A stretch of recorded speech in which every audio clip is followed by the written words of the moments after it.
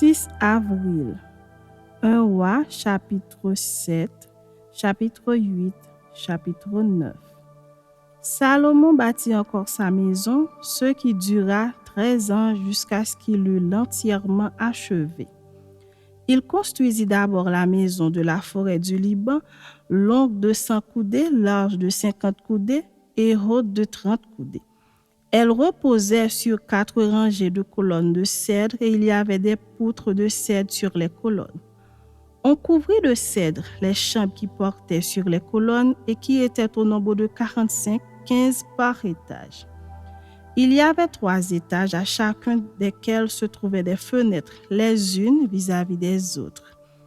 Toutes les portes et tous les poteaux étaient formés de poutres en carré et à chacun des 3 étages, les ouvertures étaient les unes vis-à-vis des autres.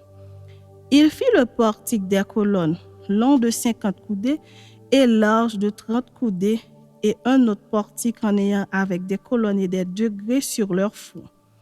Il fit le portique du trône où il rendait la justice, le portique du jugement, et il le couvrit de cèdre depuis le sol jusqu'au plafond. Sa maison d'habitation fut construite de la même manière dans une autre cour derrière le portique. Et il fit une maison du même genre que ce portique pour la fille de Pharaon qu'il avait prise pour femme. Pour toutes ces constructions, on employa de magnifiques pierres taillées d'après des mesures, sciées avec la scie intérieurement et extérieurement, et cela depuis les fondements jusqu'aux corniches et en dehors jusqu'à la grande cour. Les fondements étaient en pierre magnifique et de grande dimension, en pierre de 10 coudées et en pierre de 8 coudées. Au-dessus, il y avait encore de magnifiques pierres taillées d'après des mesures et du bois de cèdre. La grande cour avait dans tout son circuit 3 rangées de pierres de taille et une rangée de poutres de cèdre, comme le parvis intérieur de la maison de l'Éternel et comme le portique de la maison. Le roi Salomon fit venir de Tyr Hiram, fils d'une veuve de la tribu de Nephtali et d'un père tyrien qui travaillait sur les reins. Hiram était rempli de sagesse, d'intelligence et de savoir pour faire toutes sortes d'ouvrages d'airain. Il arriva auprès du roi Salomon et il exécuta tous ses ouvrages. Il fit les 2 colonnes d'airain. La première avait 18 coudées de hauteur et un fil de 12 coudées mesurait la circonférence de la seconde. Il fondit 2 chapiteaux d'airain pour mettre sur les sommets des colonnes. Le premier avait 5 coudées de hauteur et le second avait 5 coudées de hauteur. Il fit des treillis en forme de réseau, des festons façonnés en chaînettes pour les chapiteaux qui étaient sur le sommet des colonnes, 7 pour le premier chapiteau et 7 pour le second chapiteau. Il fit 2 rangs de grenades autour de l'un des treillis pour couvrir le chapiteau qui était sur le sommet d'une des colonnes. Il fit de même pour le second chapiteau. Les chapiteaux qui étaient sur le sommet des colonnes dans le portique figuraient des lits et avaient 4 coudées. Les chapiteaux placés sur les 2 colonnes étaient entourés de 200 grenades en haut près du renflement qui était au-delà du treillis. Il y avait aussi 200 grenades rangées autour du second chapiteau. Il dressa les colonnes dans le portique du temple. Il dressa la colonne de droite et la nomma Jachin. Puis il dressa la colonne de gauche et la nomma Boaz. Il y avait sur le sommet des colonnes un travail figurant des lits. Ainsi fut achevé l'ouvrage des colonnes. Il fit la mer de fonte, elle avait 10 coudées d'un bord à l'autre, une forme entièrement ronde, 5 coudées de hauteur et une circonférence que mesurait un cordon de 30 coudées. Des coloquintes l'entouraient au-dessous de son bord, 10 par coudée, faisant tout le tour de la mer. Les coloquintes, disposées sur 2 rangs, étaient fondues avec elle en une seule pièce. Elle était posée sur 12 bœufs, dont 3 tournés vers le nord, 3 tournés vers l'occident, 3 tournés vers le midi et 3 tournés vers l'orient. La mer était sur eux et toute la partie postérieure de leur corps était en dedans. Son épaisseur était d'un palme et son bord semblable au bord d'une coupe était façonnée en fleurs de lis. Elle contenait 2000 battes. Il fit les 10 bases d'airain, chacune avec 4 coudées de longueur, 4 coudées de largeur et 3 coudées de hauteur. Voici en quoi consistaient ces bases. Elles étaient formées de panneaux liés au coin par des montants. Sur les panneaux qui étaient entre les montants, il y avait des lions, des bœufs et des chérubins. Et sur les montants, au-dessus comme au-dessous des lions et des bœufs, il y avait des ornements qui pendaient en feston. Chaque base avait 4 roues d'airain avec des essieux d'airain et aux 4 angles étaient des consoles de fonte au-dessous du bassin et au-delà des festons. Le couronnement de la base offrait à son intérieur une ouverture avec un prolongement d'une coudée vers le hauteur. Cette ouverture était ronde comme pour les ouvrages de ce genre et elle avait une coudée et demie de largeur. Il s'y trouvait aussi des sculptures, les panneaux étaient carrés et non arrondis. Les 4 roues étaient sous les panneaux et les essieux des roues fixés à la base. Chacune avait une coudée et demie de hauteur. Les roues étaient faites comme celles d'un char. Leurs essieux, leurs jantes, leurs raies et leurs moyeux, tout était de fonte. Il y avait aux 4 angles de chaque base 4 consoles d'une même pièce que la base. La partie supérieure de la base se terminait par un cercle d'une demi-coudée de hauteur et elle avait ses appuis et ses panneaux de la même pièce. Il grava sur les plaques des appuis et sur les panneaux des chérubins, des lions et des palmes selon les espaces libres et des guirlandes tout autour. C'est ainsi qu'il fit les 10 bases. La fonte, la mesure et la forme étaient les mêmes pour toutes. Il fit 10 bassins d'airain. Chaque bassin contenait 40 battes. Chaque bassin avait 4 coudées. Chaque bassin était sur l'une des 10 bases. Il plaça 5 bases sur le côté droit de la maison et 5 bases sur le côté gauche de la maison. Et il plaça la mer du côté droit de la maison au sud-est. Hiram fit les cendriers, les pelles et les coupes. Ainsi, Hiram acheva tout l'ouvrage que le roi Salomon lui fit faire pour la maison de l'Éternel. 2 colonnes avec les 2 chapiteaux et leurs bourrelets sur le sommet des colonnes. Les 2 treillis pour couvrir les 2 bourrelets des chapiteaux sur le sommet des colonnes.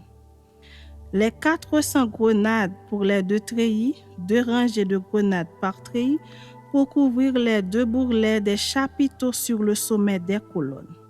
Les 10 bases et les 10 bassins sur les bases, la mer et les 12 bœufs sous la mer, les cendriers, les pelles et les coupes, tous ces ustensiles que le roi Salomon fit faire à Hiram pour la maison de l'Éternel étaient d'airain poli. Le roi les fit fondre dans la plaine du Jourdain dans un sol argileux entre Sukkot et Sarthan. Salomon laissa tous ces ustensiles sans vérifier le poids de l'airain parce qu'ils étaient en très grande quantité.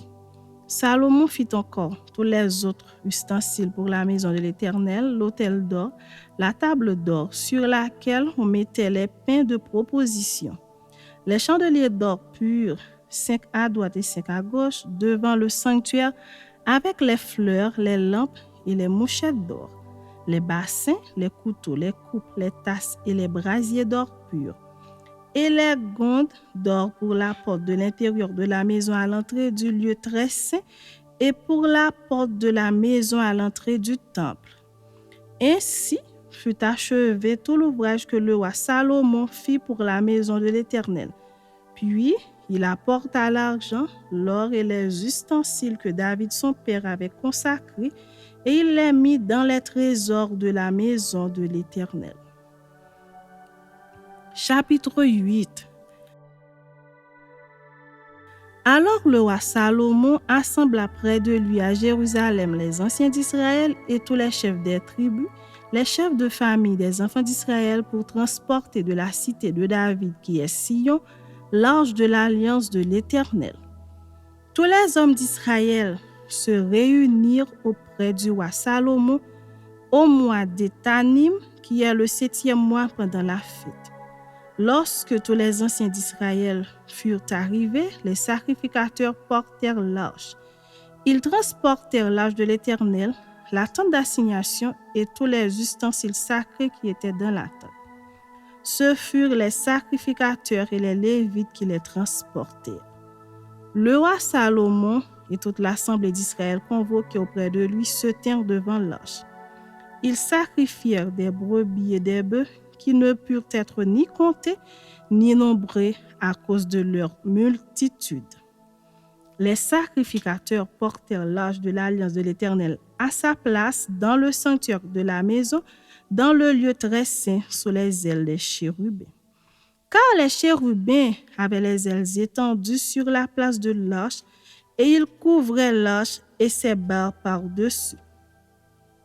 On avait donné aux barres une longueur telle que leurs extrémités se voyaient du lieu saint devant le sanctuaire, mais ne se voyaient point du dehors. Elles ont été là jusqu'à ce jour.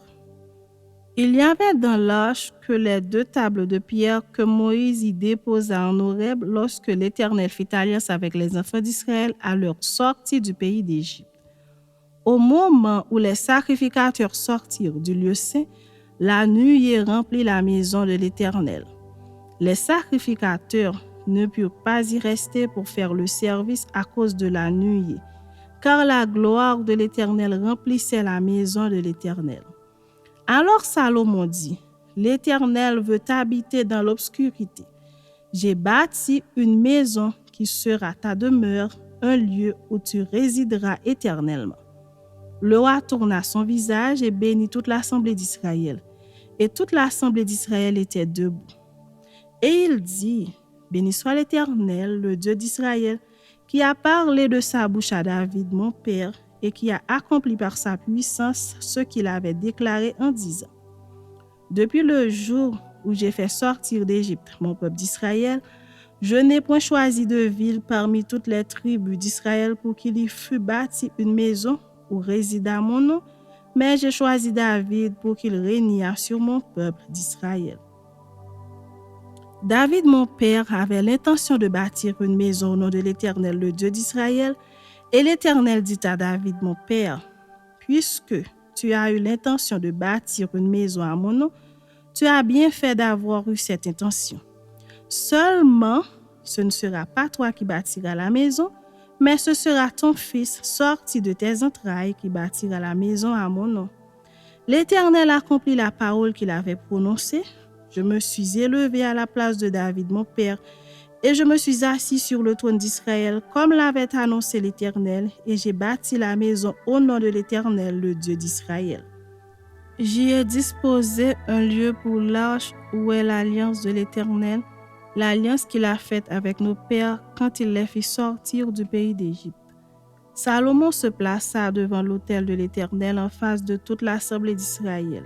Il étendit ses mains vers le ciel et il dit, « Ô Éternel, Dieu d'Israël, il n'y a point de Dieu semblable à toi, ni en haut dans les cieux, ni en bas sur la terre. Tu gardes l'alliance et la miséricorde envers tes serviteurs qui marchent en ta présence de tout leur cœur. Ainsi, tu as tenu parole à ton serviteur David, mon père, et ce que tu as déclaré de ta bouche, tu l'accomplis en ce jour par ta puissance. Maintenant, Éternel, Dieu d'Israël, observe la promesse que tu as faite à David, mon père, en disant, « Tu ne manqueras jamais devant moi d'un successeur assis sur le trône d'Israël, pourvu que tes fils prennent garde à leur voie et qu'ils marchent en ma présence comme tu as marché en ma présence. » Oh, qu'elle s'accomplisse, Dieu d'Israël, la promesse que tu as faite à ton serviteur David, mon père. Mais quoi? Dieu habiterait-il véritablement sur la terre? Voici les cieux et les cieux des cieux ne peuvent te contenir. Combien moins cette maison que je t'ai bâtie. Toutefois, Éternel, mon Dieu, sois attentif à la prière de ton serviteur et à sa supplication. Écoute le cri et la prière que t'adresse aujourd'hui ton serviteur. Que tes yeux soient nuit et jour ouverts sur cette maison, sur le lieu dont tu as dit. Là sera mon nom.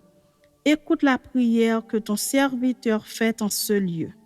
Daigne exaucer la supplication de ton serviteur et de ton peuple d'Israël lorsqu'ils prieront en ce lieu. Exauce du lieu de ta demeure, des cieux exauce et pardonne. Si quelqu'un pêche contre son prochain et qu'on lui impose un serment pour le faire jurer, et s'il vient jurer devant ton autel dans cette maison, écoute-le des cieux, agis et juge tes serviteurs. Condamne le coupable et fais retomber sa conduite sur sa tête. Rends justice à l'innocent et traite-le selon son innocence. Quand ton peuple d'Israël sera battu par l'ennemi pour avoir péché contre toi, s'il revient à toi et rend gloire à ton nom, s'il t'adresse des prières et des supplications dans cette maison, exauce-les des cieux, pardonne le péché de ton peuple d'Israël et ramène-les dans le pays que tu as donné à leur père.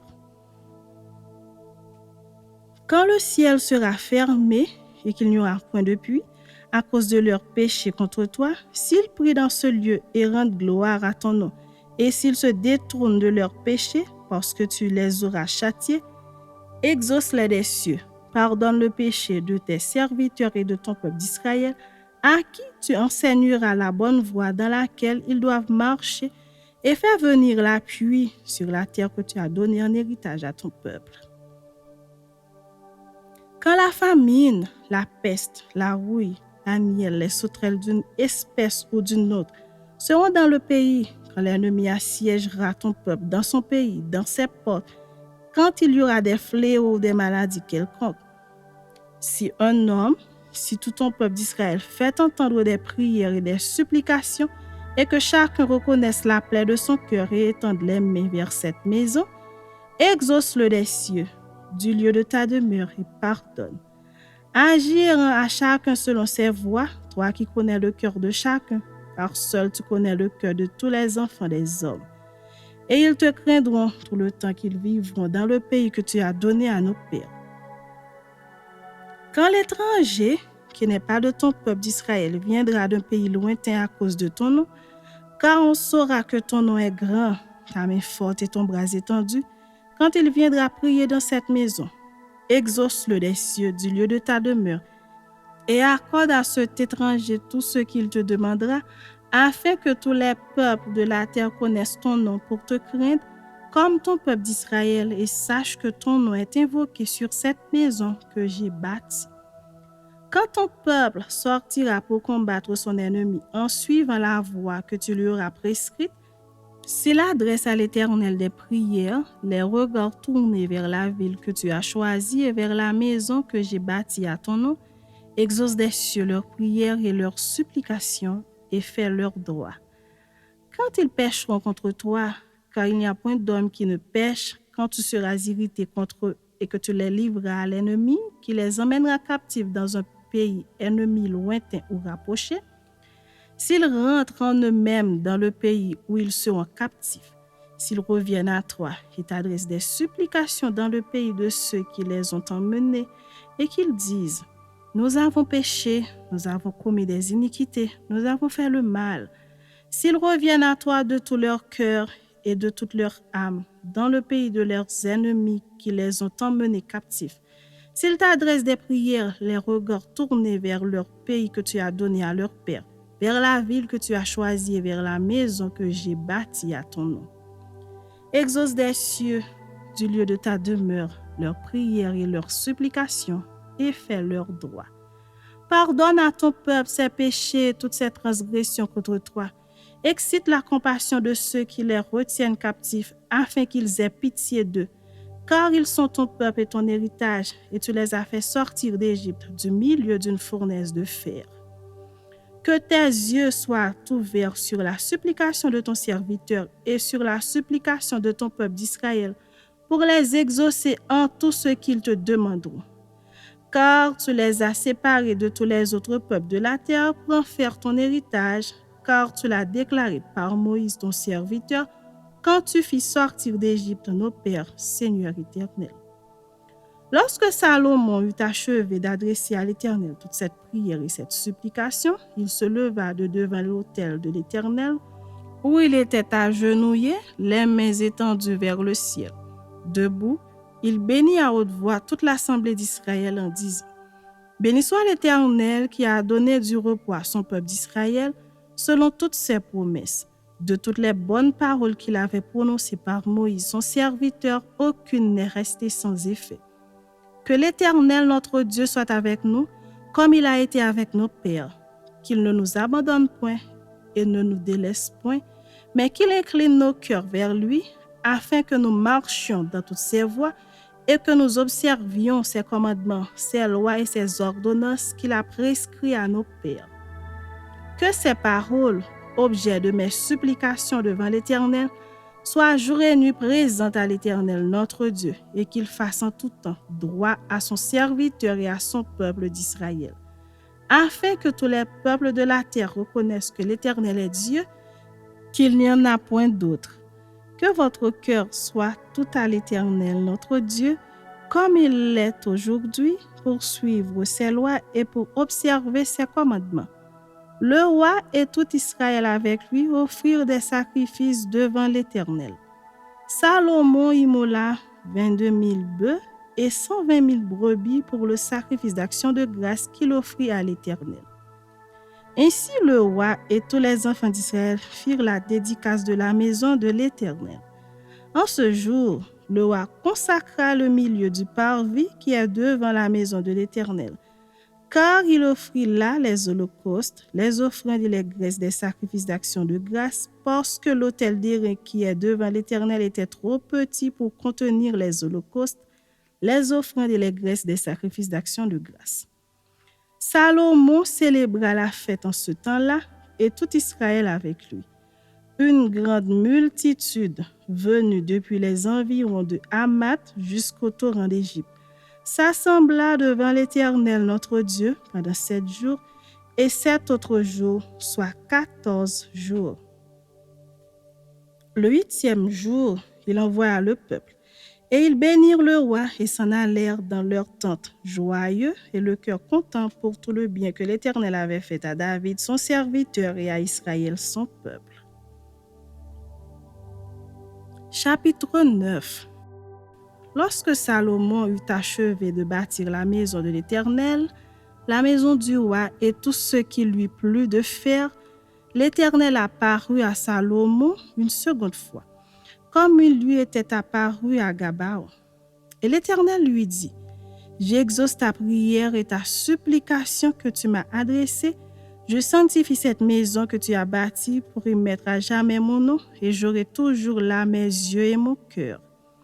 Et toi, si tu marches en ma présence comme a marché David ton père, avec sincérité de cœur et avec droiture, faisant tout ce que je t'ai commandé, si tu observes mes lois et mes ordonnances, j'établirai pour toujours le trône de ton royaume en Israël, comme je l'ai déclaré à David ton père en disant, tu ne manqueras jamais d'un successeur sur le trône d'Israël.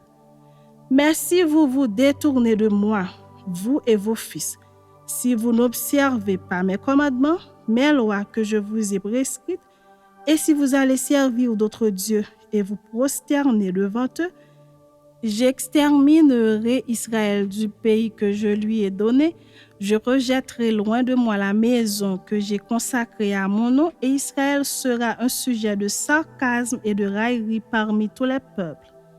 Et si vous placez qui a été cette maison, quiconque passera près d'elle sera dans l'étonnement et sifflera. On dira, pourquoi l'Éternel a-t-il ainsi traité ce pays et cette maison? Et l'on répondra, parce qu'ils ont abandonné l'Éternel leur Dieu qui a fait sortir leur père du pays d'Égypte, parce qu'ils se sont attachés à d'autres dieux, se sont prosternés devant eux et les ont servis. Voilà pourquoi l'Éternel a fait venir sur eux tous ces maux. Au bout de 20 ans, Salomon avait bâti les 2 maisons, la maison de l'Éternel et la maison du roi. Alors, comme Hiram, roi de Tyr, avait fourni à Salomon des bois de cèdre et des bois de cyprès, et l'or autant qu'il en voulut, le roi Salomon donna à Hiram 20 villes dans le pays de Galilée. Hiram sortit de Tyr pour voir les villes que lui donnait Salomon, mais elles ne lui plurent point. Et il dit, « Quelle ville m'as-tu donné là, mon frère ?» Et il les appela pays de Kabul, nom qu'elles ont conservé jusqu'à ce jour. Hiram avait envoyé au roi 120 talents d'or. Voici ce qui concerne les hommes de corvée que leva le roi Salomon pour bâtir la maison de l'Éternel et sa propre maison, Milo et le mur de Jérusalem, Hatzor, Megiddo et Gézer. Pharaon, roi d'Égypte, était venu s'emparer de Gézer, l'avait incendié et avait tué les Cananéens qui habitaient dans la ville. Puis, il avait donné pour dot à sa fille, femme de Salomon. Et Salomon bâtit Gézer, Beth-Horon la basse, Baalat et Tadmor au désert dans le pays, toutes les villes servant de magasins et lui appartenant, les villes pour les chars, les villes pour la cavalerie et tout ce qu'il plut à Salomon de bâtir à Jérusalem, au Liban et dans tout le pays dont il était le souverain. Tout le peuple qui était resté des Amoréens, des Essiens, des Phérésiens, des Éviens et des Jébusiens, ne faisant point partie des enfants d'Israël, leurs descendants qui étaient restés après eux dans le pays et que les enfants d'Israël n'avaient pu dévouer par interdit, Salomon les leva comme esclaves de corvée, ceux qu'ils ont été jusqu'à ce jour. Mais Salomon n'employa point comme esclaves les enfants d'Israël, car ils étaient des hommes de guerre, ses serviteurs, ses chefs, ses officiers, les commandements de ses chars et de sa cavalerie. Les chefs préposés par Salomon sur les travaux étaient au nombre de 550, chargés de surveiller les ouvriers. La fille de Pharaon monta de la cité de David dans sa maison que Salomon lui avait construite. Ce fut alors qu'il bâtit Milo. Salomon offrit 3 fois dans l'année des holocaustes et des sacrifices d'action de grâce sur l'autel qu'il avait bâti à l'Éternel, et il brûla des parfums sur celui qui était devant l'Éternel. Et il acheva la maison. Le roi Salomon construisit des navires à Esjon-Guéber, près d'Élot sur les bords de la mer Rouge dans le pays d'Édom. Et Hiram envoya sur ces navires, auprès des serviteurs de Salomon, ses propres serviteurs, des matelots connaissant la mer. Ils allèrent à Ophir et ils y prirent de l'or 420 talents qu'ils apportèrent au roi Salomon.